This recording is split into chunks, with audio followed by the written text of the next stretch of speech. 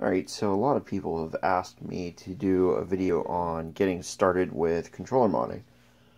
So I'm going to go ahead and try to accomplish that. We'll just do it little bits of a time rather than in one large video like I tried to do before. So first, you're probably going to want to review the tools that you're going to need to get started. So I'm going to go ahead and go over some of the tools here in my workshop, which ones you need, which ones you don't need, and which ones are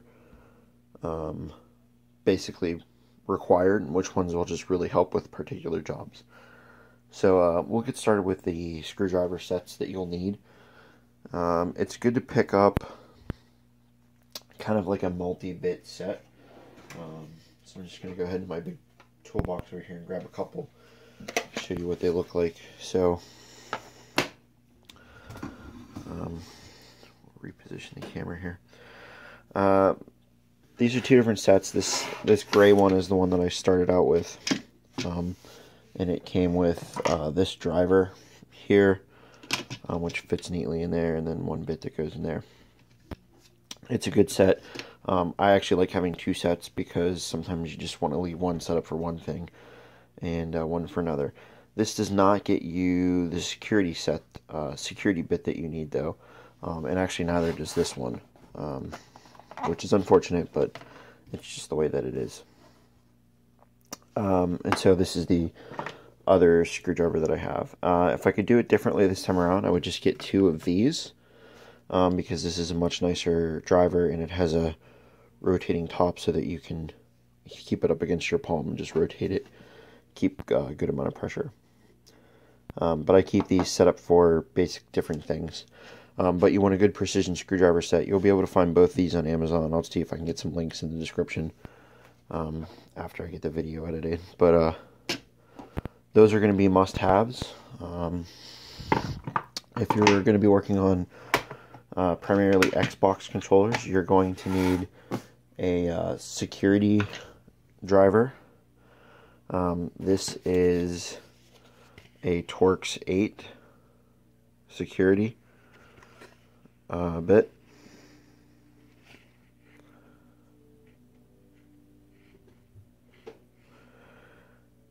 This freaking thing won't focus to save its life.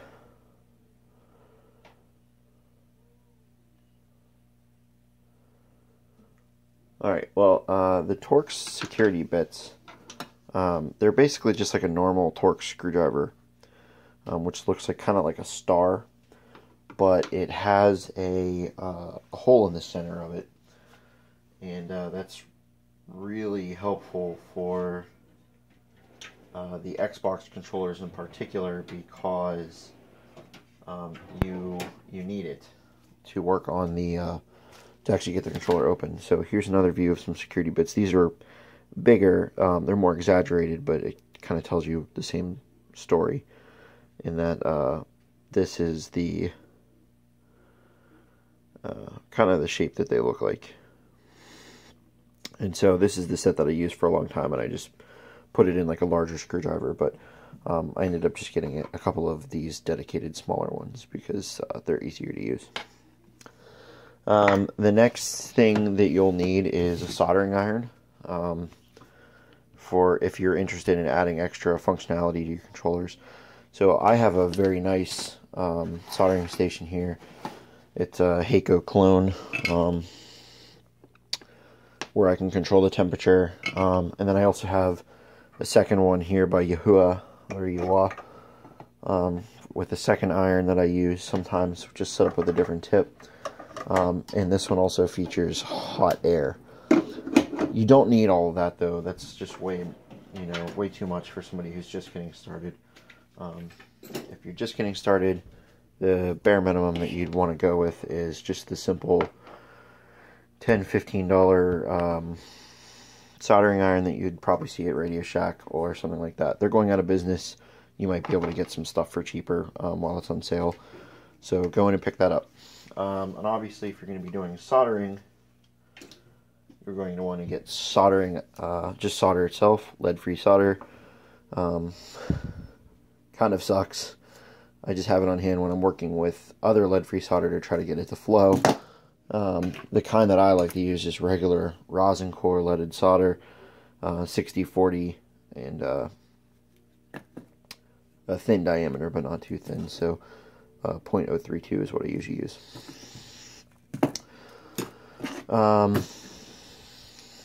Those are all must-haves. If you want to try to get into other things, you're going to need definitely a hot glue gun. That's a must-have. That's only $4 or $5 online.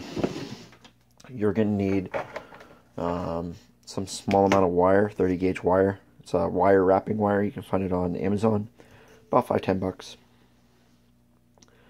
And this will last you a really long time. You're going to need an assortment of like switches and things like that. So if you search for tactile switches on Amazon, they have a bunch of different kind that you can get. These are the kind that I use for the big buttons. They're 12mm by 12mm, and then I have all these different kind of caps that can sit on top of them. If you want to use smaller switches, you can get these little 6x6 ones, and they have the posts in different sizes, and then you can have caps that you can, you know, hot glue on the top or anything along those lines. I wouldn't worry too much about all these extra parts that I have in here for now.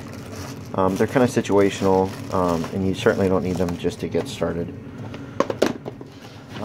For soldering, forgot to mention, it's also really helpful if you have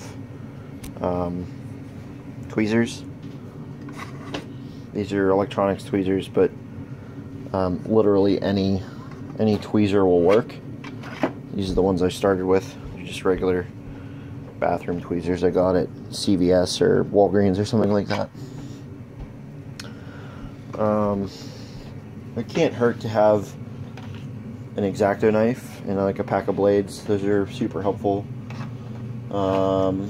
Or if you have like a Harbor Freight near you, just a little pack of mini files. They're usually only a couple dollars. Some wire snips, or just angle cutters that look more like this. Those are helpful. But that's really the bare minimum that you need to get started. Anything else is just kind of icing on the cake, and you know, we'll expand on that from there, on what you might want to pick up and why you might want to pick it up. If you're going to be doing anything else, you know, it's really situational. The only other thing you might need if you're going to put buttons on the bottom, like you said, is going to be a drill. Most people have these, and you can get them for like $20 or $30 from Target or Harbor Freight if you just need something for controller modding. No need to go get like a drill press or anything like that. So next video will actually go over taking apart an Xbox One controller, how to do that safely and quickly, and that should be a short one. It should only take a minute or two. Thanks, everyone.